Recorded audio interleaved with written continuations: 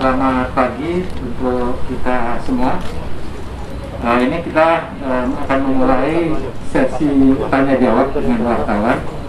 Hadir depan kita Bapak Wakil Presiden, Profesor Dr. Kiai Haji Ma'ruf Amin, Bapak Budi Sadikin, Menteri Kesehatan kita. Kemudian ada Bapak Nuh, ya, Ketua Dewan Mukhtar, serta Bapak Lili dari pimpinan grup media Kompas, media Kompas, ya, grup. Kita akan mulai dialog. Mungkin teman-teman wartawan akan bertanya. Silakan yang pertama Bapak Ibu Siska, ya, Ibu Siska dari Antara kayaknya. Silakan Mbak Siska. Ya, makasih Pak Duki. Selamat pagi Pak Wapres. Semoga sehat selalu Pak. Saya Francisca Pak dari Antara. Ingin bertanya Pak, kemarin kan dalam Resource Center dari Johns Hopkins University Amerika Serikat, Indonesia masuk dalam kategori salah satu negara yang penanganan COVID-nya dinilai cukup baik karena dapat menurunkan kasus penularan lebih dari 50% dalam 2 pekan. Nah, apakah ini artinya Indonesia sudah siap Pak menuju ke fase endemi COVID? Apa yang harus dilakukan pemerintah untuk menuju kondisi tersebut? Kemudian Pak, yang kedua terkait adanya prediksi potensi puncak gelombang ketiga COVID-19 di Indonesia, ditambah pula juga sudah mulai ada kenaikan perjalanan masyarakat Indonesia baik internasional maupun domestik. Bagaimana upaya pemerintah dan kita semua untuk mengantisipasi potensi puncak gelombang COVID ketiga itu Pak? Terima kasih Pak. Oke, langsung aja Pak Wapres. Ya, alhamdulillah bahwa penanganan COVID di Indonesia sudah cukup menggembirakan dan bahkan juga memperoleh pengakuan dari dunia internasional. Nah, itu memang kita sedang mempersiapkan selanjutnya itu bagaimana Indonesia menghadapi endemi. Supaya karena kita prediksi bahwa COVID ini mungkin belum tahu sampai kapan, tapi kita sudah harus siap menghadapinya. Nah, untuk seperti apa langkah-langkah itu mungkin secara lebih detail bisa dijelaskan oleh Pak Menteri Kesehatan. Silakan. Terima kasih Pak Wapres. Teman-teman, memang nggak ada pandemi yang selesai dalam waktu singkat. Yang paling pendek setahu saya 5 tahun, tapi ada yang puluhan tahun sampai ratusan tahun. Jadi kita mesti belajar hidup dengan mereka. Yang pertama yang harus kita lakukan, pastikan semua teman-teman cepat vaksinasi. Itu nomor 1, ya. Kalau bisa cepat dapat vaksinasi 2 dosis. Yang juga yang mesti dilakukan bersama dengan vaksinasi, karena kita lihat negara kayak Israel, Amerika, vaksinasi tinggi tetap naik lagi karena mereka mengabaikan protokol kesehatan. Jadi teman-teman, selain vaksinasi, jangan euforia, tetap waspada, arahan Pak Wapres, terus jalankan protokol kesehatan, pakai masker, jaga jarak. Dan yang terakhir, memang pemerintah perlu memastikan bahwa fasilitas testing tracingnya baik dan harus dijalankan, dan kalau ada ledakan kecil, klaster cepat kita rapikan di klaster itu saja, tidak usah nunggu sampai melebar seperti yang dulu kita alami sehingga terlalu besar dampaknya. 3 hal itu Bapak Ibu, cepat vaksinasi 2 kali, kemudian jaga protokol kesehatan, dan juga nanti pemerintah akan memperkuat fasilitas testing tracing 3T-nya. Insya Allah nanti kita bisa hidup normal dengan ada sedikit perubahan perilaku kita sehari-hari. Mungkin demikian Pak Wapres. Ya, saya kira itu ya. Jadi jangan caranya kita menangani secara terus-menerus, tetap menggunakan atau melaksanakan 3M, ya. Masker, cuci tangan, menjaga jarak. Yang kedua, pemerintah terus melakukan testing, tracing, isolasi. Jadi testing, kemudian tracing, penelusuran. Satu orang ada yang kena akan terus diburu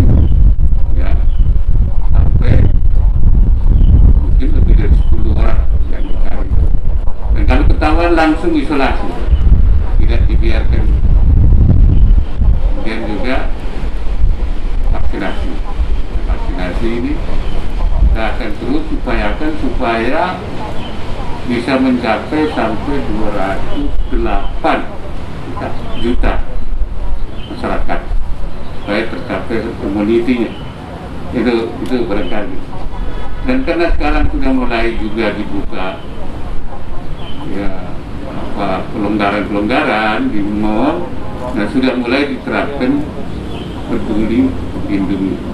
Kira gitu ya, peduli lindungi ini supaya jangan sampai ada orang yang positif terkonfirmasi dia keluyuran kemana-mana sehingga dicegah terjadi itu. Nah, ini beberapa. Kemudian mungkin untuk mengantisipasi kemungkinan adanya varian baru, nah juga Indonesia tidak mau kecolongan lagi seperti yang pernah terjadi pada waktu varian Delta, sehingga kita sampai terjadi peningkatan ini sampai 26.000.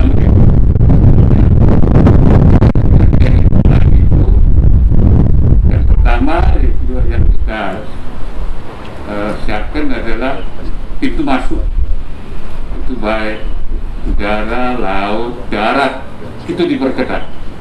Dan orang yang akan bepergian juga dilakukan pengawasan, ya, karantinanya maupun juga persyaratan selain vaksinasi juga terus akan dilakukan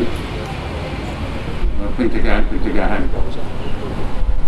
Ini yang, dan juga mempersiapkan kemungkinan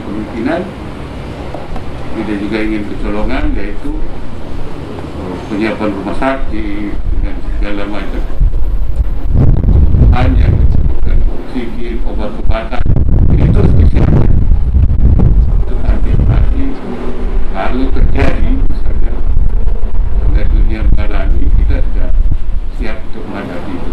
Itu barangkali ya.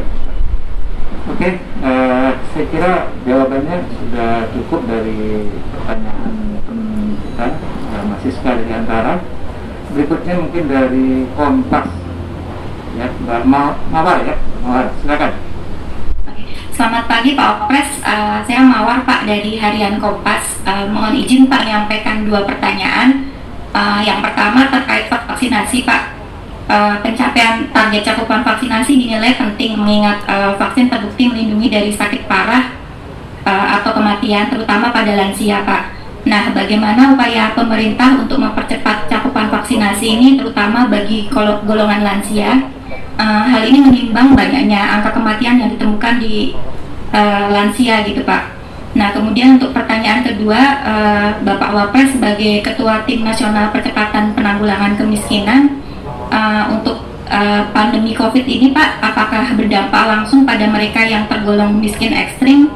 Dan menurut catatan Bapak, apakah ada peningkatan terkait jumlah penduduk miskin ekstrim karena pandemi ini Pak?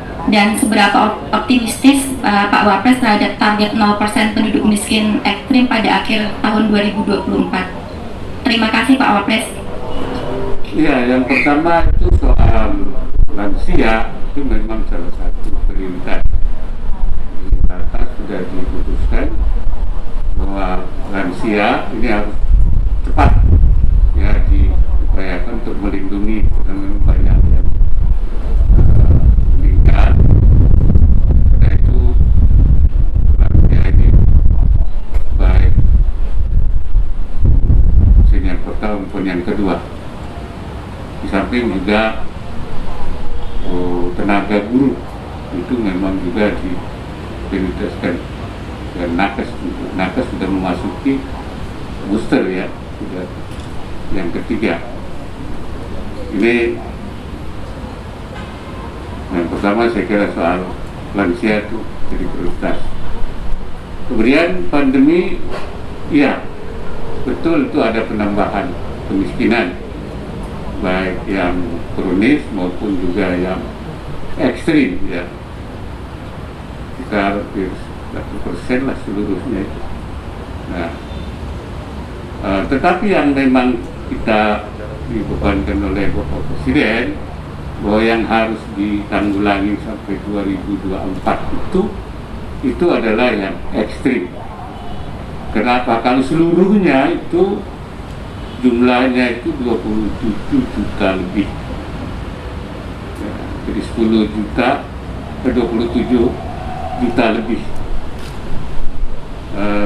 Yang ekstrim itu sekitar 10 juta lebih. Nah, yang ingin diselesaikan sampai dengan 2024 itu yang 10 juta itu. Untuk itu maka yang P2K itu merencanakan sesuai dengan budget yang diberikan untuk 2021 itu sekitar 20%. Ya, 2 juta ini. Dan ini memang paling berat karena waktunya tinggal sebentar. Sisanya di 2022, kemudian 2023 itu masing-masing sekitar 35%, 5%. Sisanya nanti di 2024. Jadi diharapkan ini ya kalau tidak ada hambatan untuk yang ekstrim itu 2024 bisa terselesaikan. Roadmapnya sudah ada, sudah disiapkan, tapi tentu tergantung situasi dan keadaan di Medan.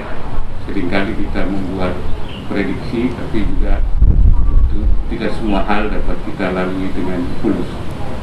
Tetapi rencana-rencana yang sudah kita siapkan, kita optimis untuk yang ekstrim itu 2024 kita akan berusaha untuk menekan sampai 0%.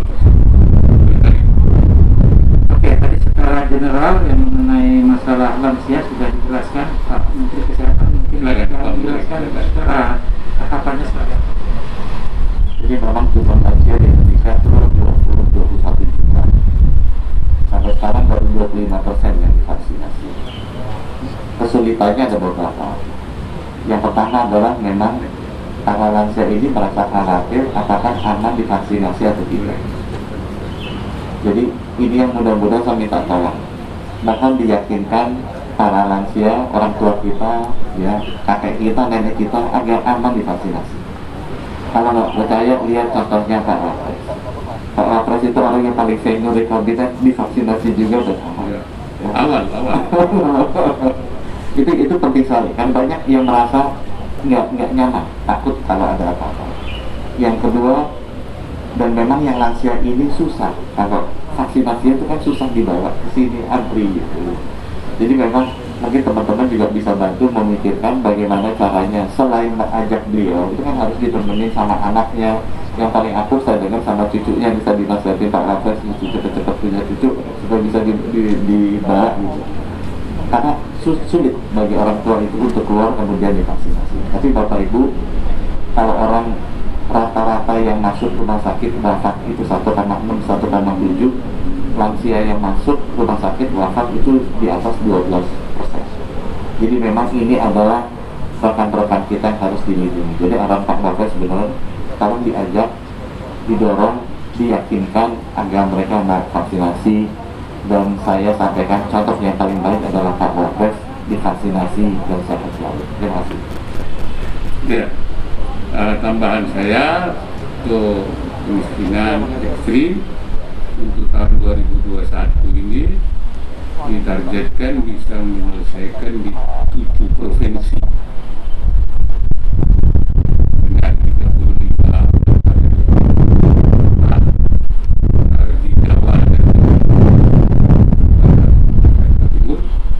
Di luar Jawa ada 4 provinsi, NTT, Maluku, Papua dan Papua Barat. Jadi ini 7. Ini yang paling sulit untuk mencapai di 2021 karena memang kondisinya yang sangat berat. Tapi kita sudah berusaha sedemikian rupa. Berkali. Oke, terima kasih. Waktu juga yang membatasi kita. sini. Mungkin ada catatan dari Ketua Dewan Pers ingin menyampaikan sesuatu, monggo. Cukup, Pak Lili? Cukup, saya kira cukup gitu. Kita akan melanjutkan ke acara berikutnya. Kita masuk kunjungan ke redaksi. Terima kasih, selamat pagi. Assalamualaikum warahmatullahi wabarakatuh.